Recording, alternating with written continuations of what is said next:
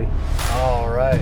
How's it going, y'all? Devin here from Tactical Cowboy and Blake from Beehive Media. Hey. Headed to the URC for an awesome private precision rifle event.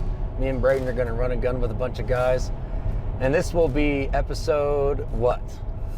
Ooh, 9? I'm going to have to double check. Podcast episode 8. Episode 8, Truck Chats, something. 6, maybe. We'll figure that out. But either way, me and Blake have been chatting, and as always, we always think it's a good idea to fire up this Truck Chats, because we always find that for some reason the coolest topics get talked about on the way to and from the range, not on the range. We should have been rolling already, probably. I know. All right, so what are we thinking of starting with? I think your little dog experience was kind of interesting. Yeah. So we were just at the book party last night for Mike's book, Prepared. So really awesome event, really awesome book, highly recommended. It was super fun. And you know, he talked about a lot of stuff in his spiel, like here's what the book's about, everybody loved it, this or that. And one thing he discussed, which I think is really important, is everybody thinks their EDC is their pistol, right? Which you got to have the pistol. Security is important. But one thing that we really push for in our classes, and we're going to do with the gym inside Fieldcraft Survival in Provo, is physical fitness, physical preparedness is of the utmost importance. So I just had on Monday an event where me and Coda right here. Coda, look. Hello. He's got his nose. That's hilarious. He's tired. Anyways, me and Coda did a 1.5 mile run to the dog park in Spanish Fork. And so we get there, pushed it pretty hard on that 1.5 mile run. He's crushing it, obviously. The physical fitness is no issue for Coda. But I'm huffing and puffing. We get to the dog park. There's only one other lady in there with 2 huskies, one regular size like him. One thing is like 150, 160 pound Malamute husky or something like that, she said. Anyway, so get to the dog park. In there immediately, still huffing and puffing from that 1.5 mile run. And everybody knows how it is at the dog park. Some dogs try to be dominant. So this giant husky, it was only 6 months old, whatever breed it was, gets like super dominant over Coda. No big deal though, that's how dogs are. I'm not freaking out, it's just what they do, right? Usually, okay, you separate them, they get over it and they play. Well, this woman, bless her heart, she was older, right? Probably in her 60s. And she, okay, you know, we'll separate him. She's like, hey, whatever his name was, stop. Okay, we try to separate him a little bit and I'm there with Coda, still breathing hard from the 1.5 mile run. We're like 30 seconds into being at the dog park. And the more she tries to pull this giant beast of a dog away, the more aggressive he gets. You know how they do, going at the neck, all this kind of stuff. And then it turns into like a legitimate, I guess you could say, dog attack experience where she's trying to pull the thing away. Basically, she's incapable because the thing is coming so hard. So I'm covering Coda, still have, you know, done this cardiovascular event just now, holding the other dog away with one arm. It ends up like, rah, rah, rah, rah, it's going crazy. Ends up biting me on the hand, biting me on the leg, and actually, like, you know, I started bleeding a little bit because it was going pretty hard. Anyways, yeah, so it's going crazy. Okay, the situation's escalated. I end up having to just myself essentially wrestle and pin this thing to the ground, and it's like, going crazy. 150, 160 pound beast of a dog. Was it eventually submissive after you wrestled it down? Yes. So it eventually gave up, and then I had to help bring it to her vehicle with her because it just kept trying to come at Coda. It just would not stop. Okay. But either way, long story short, the moral of the situation is, whatever. The moral of the story is physical fitness, right? I was able to, after running 1.5 miles, a pretty intense cardiovascular event, able to have the cognitive ability to assess the situation, assess how it escalated, and in the end be able to manhandle a 150 pound animal to the ground and make it submit. And then we took it back to her vehicle. I used water, cleaned off the little issues, and I'm not the type of guy that's like, oh, your dog bit me, so I'm gonna, whatever, press charges or make the dog get put down or however that works. Because sometimes dogs are aggressive, they're animals, right? But we all need to have that ability, we believe, to handle that kind of event physically, right? What are you going to do? Just pull out your EDC pistol and start killing this dog? I mean, I guess at some point, if it came down to it, that might be what you had to do. But just like law enforcement guys have to have the physical ability to bring down a situation with their hands instead of use a gun, we have to have that ability as civilians, whether that's a person on person, animal on person, animal on animal, whatever it is. So I thought it was kind of interesting. Like, yeah, I just experienced an event like that where you got to be able to handle it yourself. So yeah, physical fitness is key. And that lady, bless her heart, she did not have that ability. And I mean, she was an older woman, but at the same time, it's like, man, it sucks. What if the owner of my dog, right, was a guy or a gal that wasn't physically capable? There would have been no holding back that situation. Yeah. And if they didn't have some sort of a tool to take care of the situation, they wouldn't have been able to do it either. But either way, everything's good to go. All the dogs are alive and safe because of physical and mental preparedness, I guess you could say. So yeah, pretty intense. Yeah, that's pretty wild. And that got me and Blake talking about some interesting stuff. Do you want to elaborate, or do you have anything to elaborate on the dog attack situation? No, not really, but it does make you think, like, what if that was your kid, and at what level would you escalate that to another weapon to take care of it, like a knife or a gun, right? Exactly. And you're getting into some real tricky situations legally and emotionally and everything. 100%. So there are a lot of considerations with what you're carrying and if you're ready to actually implement those tools. Exactly. And just your stature, right? Your ability to handle situations. Yeah. A lot of guys are really good into jiu-jitsu nowadays. I've done it on and off in the past, but in the military and then through other, situations I was in, I've done a lot of physical fitness training, obviously, and a decent amount of hands-on stuff. And you got to have the confidence with a human, yes, I can handle a human, and yes, I can handle, I guess I could say, a rabid animal or whatever, to some extent, right? But either way, very important. Mike talked about last night, your EDC isn't your pistol, it's everything you carry on you and how you carry yourself. Mm-hmm. So very, very important thing. The most high-speed shooter in the world, if they don't have any physical preparedness, it's like, okay, well, what is their only resort? A gun? That could get you in trouble legally very, very, very quickly. Yeah, there are a lot of things that need to happen before a gun comes out, typically. Exactly. Oh, and another thing on that, we've been talking about in a lot of our private classes this week. There's a lot of guys that will say, oh, well, if I pull this pistol out, somebody's going to die because I don't present my pistol without knowing for sure. Well, let's say, and this would be an interesting thing in the comments, as you're mid-draw for that pistol, because you identified this person's a threat, maybe they have a knife, maybe they have a pistol, maybe they're just such a physical overmatch to you, you feel like it's deadly force is necessary. As you draw, what if their hands start to slightly raise like this? There's cameras everywhere, so you're probably going to be on camera. If they go, oh, they have a gun, they start to do this, and you blast them and you murder them, I guess not murder, you defend yourself, and that's on camera, that's going to be tough to fight legally. Yeah. And I get it, right? Like, oh, well, I was in fear for my life. Obviously you were. But just because you present your pistol doesn't mean you actually have to kill somebody. Yep. Because that's just how it is legally nowadays, right? If there's any avenue of any approach you could have taken to avoid killing somebody and you don't do it, it's going to be a legal fight and they might put you in jail. Yep. So interesting point to think about as well. Yeah. Yeah, I saw a video once of a guy who got in an altercation with another fella at a gas station, and I don't remember what the issue was. Actually, I think it was he was blasting his music, and this old guy didn't like it. Oh. So the young guy gets out and shoves him, like, aggressively, right? Mm-hmm. And it's on video. Oh, you getting called? Call. Decline. Shoves him aggressively, and the older gentleman, had a pistol on him.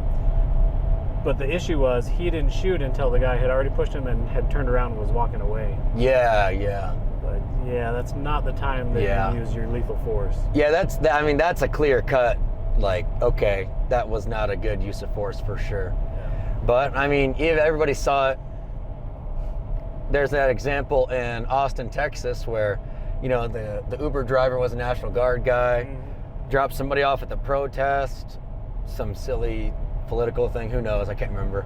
But either way, there was a guy at the protest with an AK, pointed it at the window, and the guy defended himself, which I think is obviously completely justified. Yeah. A guy's pointing a high-powered rifle at your window, you're in the car, and you draw, I can't remember which way it was, doesn't matter. Either way, he killed him in self-defense, but now that guy that killed him, National Guard guy, obviously not trying to do it with ill intent. Yeah. He's in jail now. That's crazy. Yeah, and that's in Texas. Yeah. So everybody thinks, oh, I'm in Utah or Texas or Idaho or Montana or whatever state you want to plug in that you feel is very pro self-defense Second Amendment, which they are, but it just comes down to a jury of your peers. Yeah. Yeah, you really never know the outcome of it. Yeah, so we got to be very, very tactical about when we use our firearms.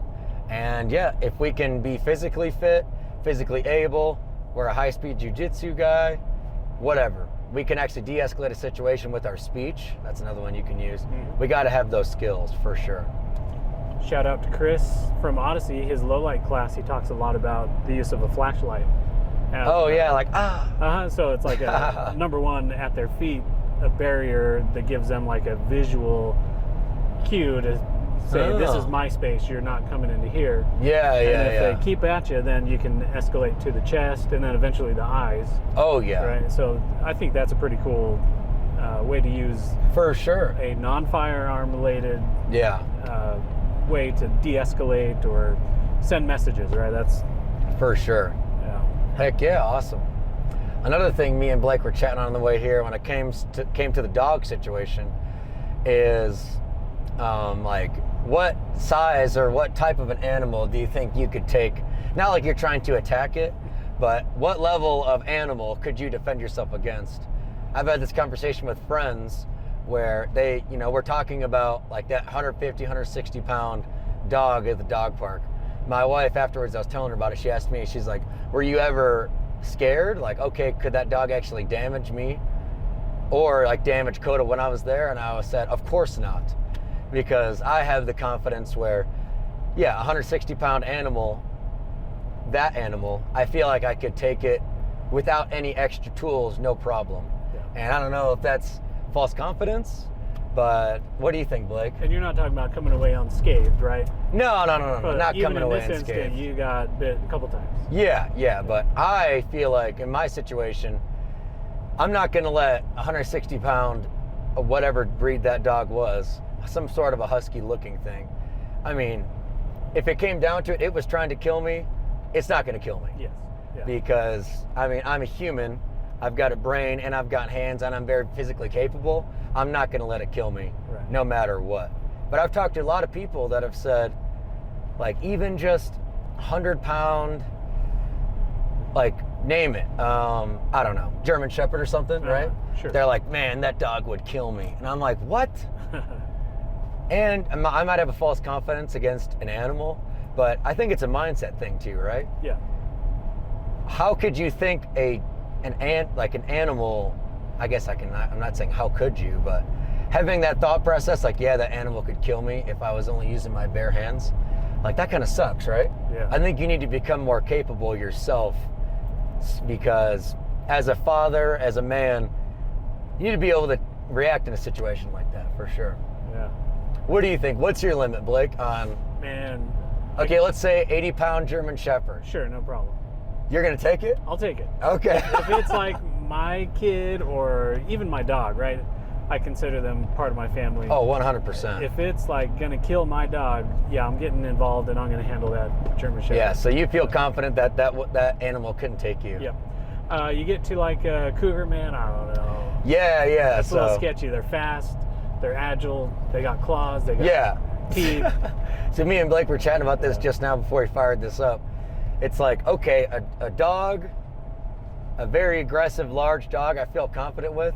You know, it's got that mouth, but its claws I'm not too concerned about. But then you get into like a mountain lion or a cougar. Yeah. Like, okay, they've got multiple weapons. They've got claws, they've got their mouth, a really strong bite. I still, how big did they get? I don't Like know, weight-wise? sure. Over 100 pounds. Over for sure. Yeah. 200 pounds, something in there, I imagine. I don't know. I don't think I would get killed by it. Yeah. I think it would be an extremely intense fight where I'm worried for sure, but I have confidence that I would survive a mountain lion attack. Oh, that's going to get some heat. I think so too, though, because you see lots of videos. It's true, criminals as well. If you're a problem for them, they're not looking for a big fight, right? That's true. Mike brought that up in the at the book signing. Yeah. He was like, the number one thing the bad guys are looking for is disorganization, basically looking weak. Yeah. Yeah. So if you're not looking weak or you fight back, a lot of times those big animals might just be like, oh shoot, I don't want to deal with this guy. Yeah, we were talking about the bear video of the guy in Japan. And this bear comes out of nowhere and attacks this guy twice. Oof. But he uses his fists and feet and yells a lot, actually. He has like a primal scream when he's getting attacked. And I think all of this stuff made it not worth it to the bear. So the bear moved on. Yep. I was actually with that when I was handling that big dog. And that thing was like freaking out. Like you were saying earlier, it was like in that tunnel vision fight mode, it seemed like. Yeah. Anyways, I was screaming at it too. Yeah. I mean, I guess I didn't matter what I was saying. No. Because it can't understand me.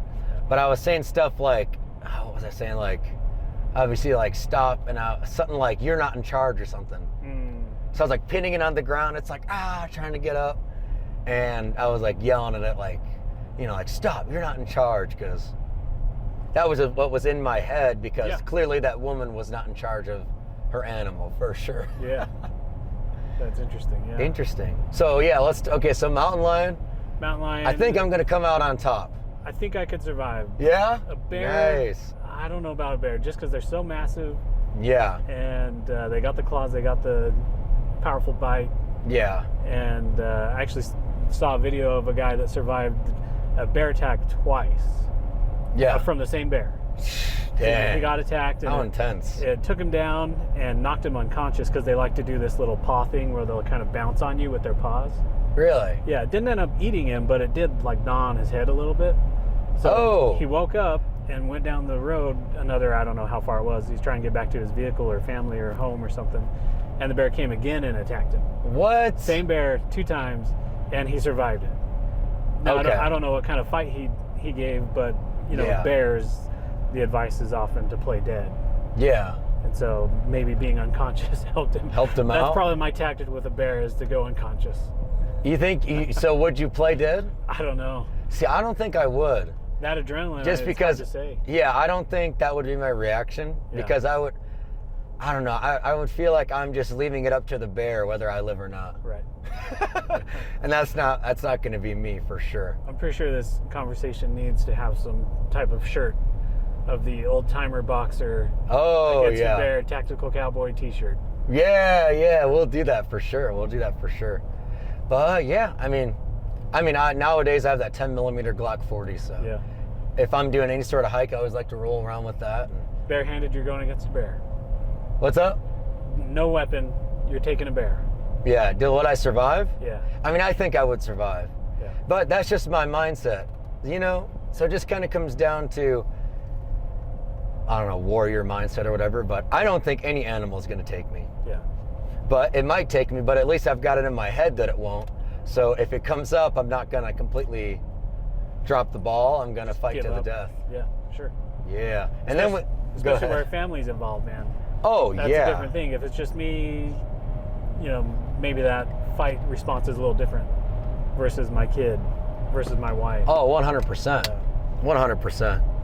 I was just going to say something. Oh, yeah. Then we started talking about, okay, well, I guess if we think we can take bears, well, how much bigger are we going to get, right? Right. But then we talked about, I was saying something I think that I would be like, oh man, could I do it? Is like a shark. Right. Yeah, because I feel on land I've got some ability, but a shark, damn. The water is not our world. The water is not our world, and Blake said earlier, like it's going to be, you're probably not expecting it. Yeah. So that's another thing, because I can't see unless I'm in like super clear water, I'm not going to be able to see it coming. So me and the lady were just in Maui, and yeah, I was, we were doing our thing, but as a protector, I guess you could say, situational awareness, right? Yeah. They're not common out there, but they could happen. Like we talked to the guy, he's like, oh yeah. So we're out there snorkeling in like the middle of this area, and I'm looking left, looking right once in a while. Yeah. Now, if I saw the shark coming, I mean, it depends on the size of the shark, right? But I think I could, because I could do something where it would be intimidated to not, like, we're not just prey, right? Right. They always say punch the shark in the nose. I don't know if that's actual. I don't know if that would actually work. Yeah. Or poke its eyes or whatever. Yeah. I think I could do something though. Yeah. That's where I'm starting to get worried. I did mention that video I saw of a big shark, like large, bite a very large fish right in half. One bite. Interesting. So there's no fighting against that, especially if it's a surprise attack. You're toast. Right? Exactly. Sketchy sharks. Yeah. Awesome. Yeah, I guess that's, TCTS's opinion on animal attacks, and you got to be physically prepared. Yep. Or have a pistol. Oh yeah, that's something else we mentioned. Yeah. Before I got the 10 mil Glock, I was carrying a 9 mil Glock, and hiking and stuff. And tons of guys that I met would be like, oh, a 9mm won't do anything to a big bear, right? Or a mountain lion. And I'd have to disagree, because it's not like, all of a sudden an animal gets to a certain size and it's impervious to pain. And if you're a skilled marksman, of course you're going to be under stress, but you got to train for that. Like, I feel like if a bear was charging at me and I had the ability to actually put 10 rounds in this vicinity, I feel like it's gonna do something. Of course, maybe it won't kill the animal, but I don't know, in my opinion, how is a bear gonna take 10 rounds to the face and not be somehow thrown off course? For sure. Yeah. Yeah, certainly they have thick skulls and everything, so you may not get penetration on a skull, but yeah, eye socket, mouth, nose. Yeah, and like that can't feel good. No. And chest cavity, I mean, yeah, it's all thicker, but the penetration of a 9mm round is easily 8 inches minimum, right? Yeah, I mean, I don't know about on animals like that. I mean, now I carry the 10, but didn't you say you saw a video of a moose that was attacking that got taken down by a 9? Yep. Yeah, it was basically a full mag of 9, some snowmobile video, gigantic moose. Dang. Started rushing. I don't remember if he actually attacked, but yeah, dumped him with a mag of 9. Wow. Yeah. Crazy stuff. But then you see humans, like in some police videos. I saw a guy take like 9 rounds of 9 and keep walking. That's true. I mean, he didn't last much longer after that, but he didn't drop immediately after 9 rounds. Yeah, so you never know. Yeah. So maybe we should carry a 10mm in regular life too. Sure. Just because, you got to pack as much of a punch as you can. Yeah. But yeah, awesome. So that's our bear talk and yeah. Dog talk and physical preparedness and defending your family and all that. Any other topics we should hit on before we get there? Let's see. You want to talk about that Temple Index stuff, or save that for something else? Yeah, sure. We'll do that right now. Let's see here. So, and we're about to pull off onto the road, so it'll actually be perfect. We'll wait till we get off the interstate. Okay. I don't want to be like driving, manipulating a gun, talking on the interstate. Yeah. I'll fire this up in a second. All right, sounds good. And we're back. All right, so I'm in my Silverado right now with a pistol presented, nice and clear, right? So we're going to talk about all this controversy about this Temple Index versus workspace stuff. I think people are really overthinking this, and I believe, and we believe, it'd be very short-sighted to not have all the tools in your toolbox, right? For instance, me and Blake are in here. I like workspace, right? Oh no, something's going on this way. I want to present my weapon. Maybe I get out of the vehicle or not. I've got it oriented this direction because I like the workspace. But as I start to rotate, something's going on towards Blake. I'm not going to keep it in my workspace, so I've got 2 options. I could do this, which I don't really like because I don't think pointing a pistol behind me looks cool. Or I could go Temple Index. I'm not saying, you should always go Temple Index, you should always go workspace. you got to have all of it in your toolbox because there's different applications for everything. So yeah, that's all we got. Don't overthink it, y'all. Have a good one.